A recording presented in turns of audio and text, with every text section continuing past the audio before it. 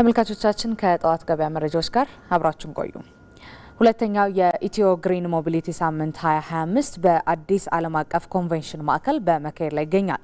የመርሃ ግብሩ አካል የሆነው ኤክስፖ በኢትዮጵያ የታዳሽ ኃይልን መሰረት ያደረገ ኢኮኖሚ ለመገንባትና የአየር ንብረት ለውጥን ለመከላከል እየተደረገ ያለውን ጥረት የሚያንጸባርቅ ነው። ኤክስፖን ባልደረባችን መቅደስ እንዳረ ተዛውራ ተከታትለዋለች። አብራን እንከታተላት።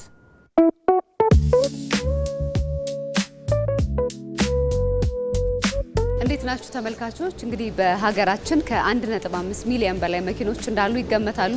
ከነዚህ እንግዲህ አብዛኞቹ ነዳጅን የሚጠቀሙ ናቸው። እንግዲህ ሁላችንም እንደምናውቀው የነዳጅ መኪኖች ከውጭ ምንዛሬም አንፃር ከአየር ብክለትም አንፃር ተጽዕኗቸው ከፍተኛ እንደሆነ ይነሳል። እንግዲህ እንዲህ ያሉ ችግሮችን ለመቅረፍ ያግዛል የተባለለት የኢትዮ ሞቢሊቲ 2025 ሳምንት በአዲስ ዓለም አቀፍ ኮንቬንሽን ማዕከል ተከፍቷል። እንግዲህ በማዕከሉ ምን አይነት መኪኖች ቀርበዋል የሚለውን ወደ ውስጥ ገብተን የምንጎበኝ ይሆናል። አብራችሁኝ ነው።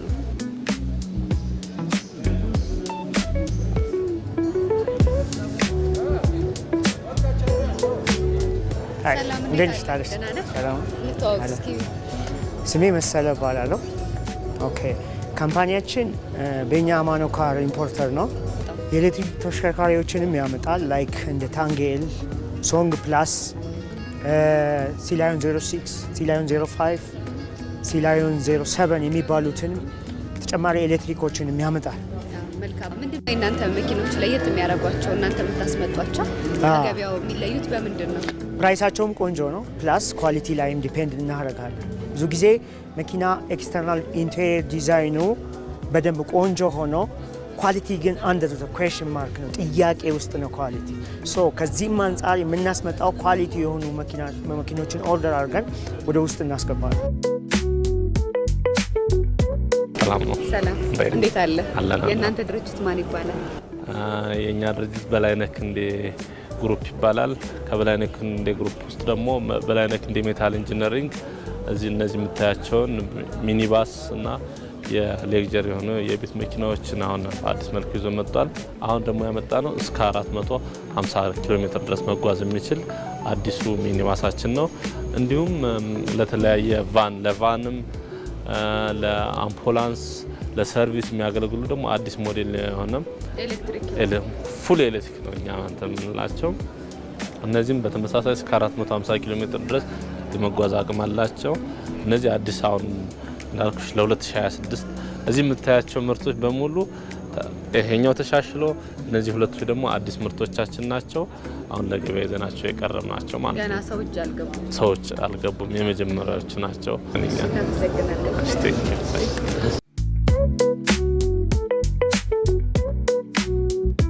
ዘላለም እባላለሁ። ከግሪን ፐልስ ኢቪ ትሬኒንግ ሴንተር ነው የመጣ ነው። ተቋማችን የኤሌክትሪክ መኪና ላይ ትሬኒንግ እና ሜንቴናንስ የሚሰጥ ተቋም ያለን። ምንም አይነት ዜሮ ያልተነካበት ፊልድ ነው የሚባለው። እንኳን አይደለም የኤሌክትሪክ ባትሪዎችን ሜንቴን አድርገሽ ቀጥቶ ቻርጀር ሰርተሽ ራሱ ዛሬ ብዙ ብር በቀን የምታገኝበት ነው። አንድ ቻርጀር ከ5 እስከ 3 ሺህ ብር ነው የሚገጠመው። ስለዚህ አንድ ሰው አንድ ቻርጀር ገጥሞ እንኳን ካለ በወር ሊያገኝ የሚችለውን ስታስቢው ትልቅ እየተከፋይ ነው የሚሆነው ማለት ነው። ስለዚህ አብዛኞቹን ወጣቶችን እኔ መመክረው ወደዚህ ፊልድ ላይ ጆይን ቢያደርጉ ተጠቃሚ ይሆናሉ። እነሱንም ቤተሰባቸውንም አገርንም ይጠቅማሉ። መልካም፣ እናመሰግናለን።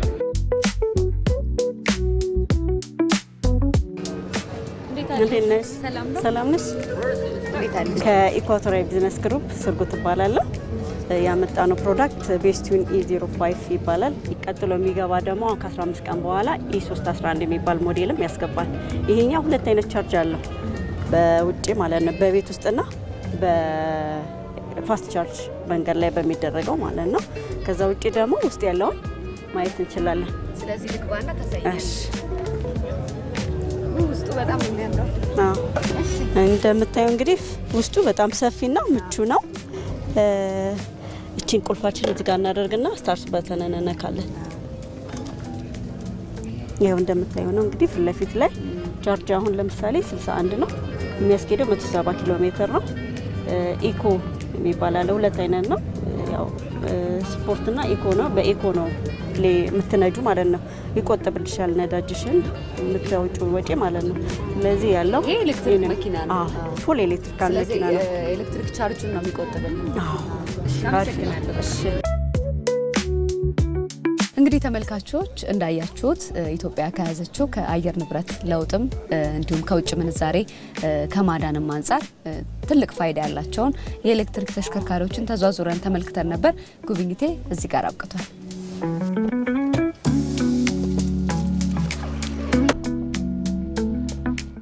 ተመልካቾቻችን የጧት ገበያ መረጃዎች እንደቀጠሉ ናቸው። የቱሪዝም ሚኒስቴር የቡና ቱሪዝምን ለማስተዋወቅ ያለመ የትውውቅና የግንዛቤ ማስጨበጫ መርሃ ግብር እያካሄደ ነው። እስከ ታህሳስ 25 የሚቆየው መርሃ ግብር ቡናን በስፋት በማምረት የሚታወቁት በጅማ፣ በከፋ፣ በሲዳማና በይርጋ ጨፌ የሚደረግ ጉዞንና ጉብኝትን ያካተተ ነው። መርሃ ግብሩን በተመለከተ ተጨማሪ መረጃ ሊያደርሰን ባልደረባችን በዛ በስፍራው ላይ እየተሳተፈ የሚገኘው ባልደረባችን አሚር ጌቱ በቀጥታ መስመራችን ላይ ይገኛል። አሚር እንዴት አድረሃል? እንደው ጉብኝቱ በዛሬው ቀን ሁለተኛ ቀኑን ይዟል እና ተሳታፊዎቹ እነማን ናቸው? እስካሁንስ ያለው እንቅስቃሴ ምን ይመስላል? እሺ አመሰግናለሁ ብሩክታይት። እንግዲህ ቀደም ሲል በአጭሩ እንደተገለጸው የቱሪዝም ሚኒስቴር ያዘጋጀው የቡና ቱሪዝም የግንዛቤ ማስጨበጫና የትውውቅ እንዲሁም የጉዞ መርሃ ግብር ዛሬ ሁለተኛ ቀኑን ይዟል። ዛሬም እንግዲህ መካሄዱን ቀጥሏል። ከትናንት በስቲያ ነበር ከአዲስ አበባ መዳረሻውን 4 ዋና ዋና የቡና አምራች በሆኑ አካባቢዎች ላይ በማድረግ ቡናን ለማስተዋወቅ እንግዲህ ቡና ከኢኮኖሚ ዋልታነቱ ባሻገር ለሀገሪቱ የቱሪዝም ምንጭም መሆን የሚያስችል አቅም እንዳለው ለማስተዋወቅ እንዲሁም ለዓለም አቀፉ ማህበረሰብ ደግሞ ኢትዮጵያና ቡና ያላቸውን ትስስር ቁርኝት ለማስተዋወቅ ያለመ ጉዞ ነው እየተደረገ የሚገኘው። በዋና ዋና ቦታዎች እንደ ጅማ፣ ሲዳማ፣ ይርጋ ጨፌ ያሉ እንዲሁም ደግሞ የመጨረሻ መዳረሻው ከፋ ቦንጋን ማዕከል በማድረግ ነው የተለያዩ ቦታዎችን ጉብኝት እየተደረገ የሚገኘው። በትላንትናው ዕለት በሲዳማ ክልል የሚገኘው የፌሮና የቡና ማቀነባበሪያ ቦታም ጉብኝት ተደርጓል። በተለይ ይህ ማዕከል የቡና መፈልፈያ ጣቢያ ነው። የተለያዩ ቡና ከቦታው አንስቶ እስከ ማዕከላዊ ገበያ እስኪደርስ ባለው ሂደት የሚሰሩ ስራዎች ምን ይመስላሉ፣ ትክክለኛው ደግሞ የቡና ስርዓት ምን ይመስላል፣ ማህበራዊ ትስስርን በማጠናከር ያለው ሚና ከፍ ያለ ነውና እሱንም የተመለከትንበት አጠቃላይ ሂደት ነበር የነበረው። ትናንትና ደግሞ ከሐዋሳ በቅርብ ርቀት በምትገኝ ቦታ ላይ ነበር በተለይ በሲዳማ በደቡብ ኢትዮጵያ ክልል በሚገኘው ቦታ ላይ እንግዲህ በተለይም በጌዲዮ ዞን ገደብ ወረዳ ላይ የሚገኝ የቡና መልቀሚያና ማጠቢያ እንዲሁም ደግሞ ማቀነባበሪያ ቦታ ላይ ነበር ጉብኝት ሲደረግ የነበረው። አጠቃላይ ሂደቱ በጣም ጥሩ የሚባል ነበር። ከትናንት በስቲያ ከነበረው የትናንቱ በጣም ደመቅ ብሎ የአካባቢው ማህበረሰብ ደግሞ ቡናን ለማስተዋወቅ የነበረው ተነሳሽነት አጠቃላይ ሂደትም እጅግ ይበል የሚያሰኝ ነበር። እንግዲህ የሲዳማ ክልል የባህልና ቱሪዝም ቢሮ ኃላፊ በተለይም ቡናን ለማስተዋወቅ ሰፋፊ ስራዎች እየተሰሩ እንደሆነ እንደ ክልል አንስተዋል።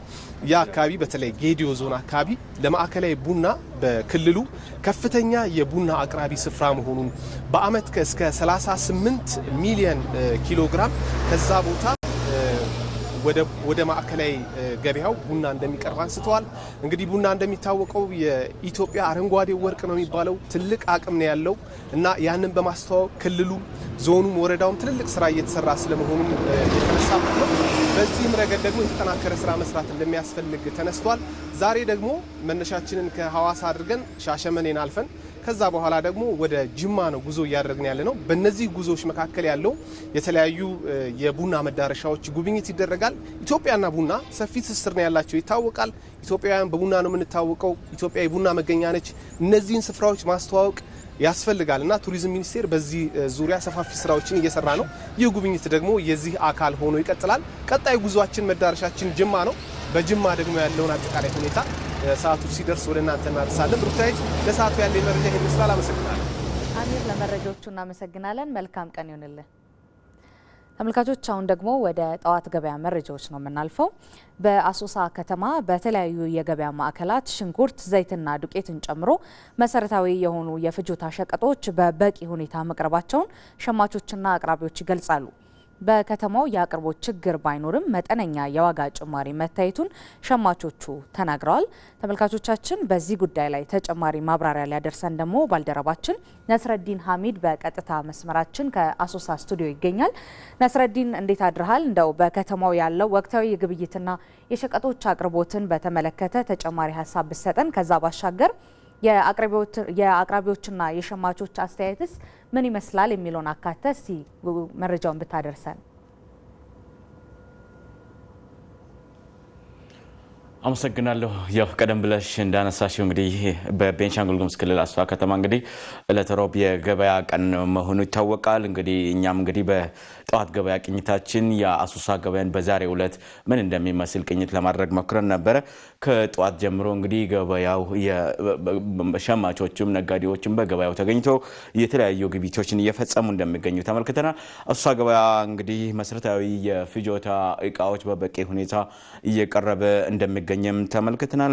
የግብርና እንዲሁም የኢንዱስትሪ ምርቶች ነጋዴዎች በተመጣጣኝ ዋጋ ለሸማቹ የማህበረሰብ ክፍል እያቀረቡ እንደሚገኙም ነው የተመለከትነው።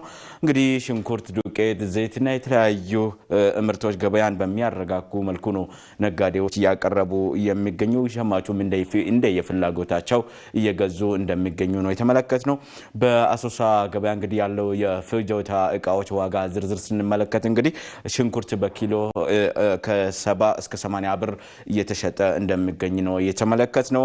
ድንችም እንግዲህ በኪሎ ከ50 ብር እስከ 60 ብር ነው እየተሸጠ የሚገኘው። ዱቄት በኪሎ 120 ብር ነው እየተሸጠ የሚገኘው የተመለከትነው።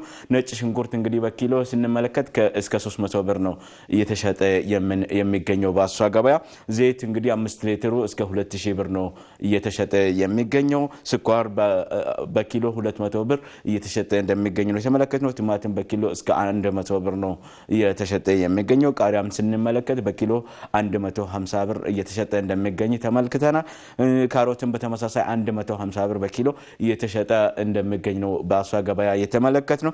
እንግዲህ በክልሉ የተለያዩ አካባቢዎችም እንግዲህ ወቅቱ የመስኖ ወቅት ነውና በተለያዩ አካባቢዎች የሚሰሩ ምርቶችም ወደ ገበያ እየቀረቡ ገበያውን እያረጋጉ መሆኑን ነው የተመለከትነው። እንግዲህ በአጠቃላይ በክልሉ ያለው የገበያ ሁኔታ በተለይ በአሶሳ ከተማ ገበያ በሚያረጋጋ መልኩ ምርቶቹን እየቀረቡ እንደሚገኝ በተወሰኑ የምርቶች ላይም የተወሰነ የዋጋ ጭማሪ እንዳለ ነው እየተመለከትነው ማለት ነው።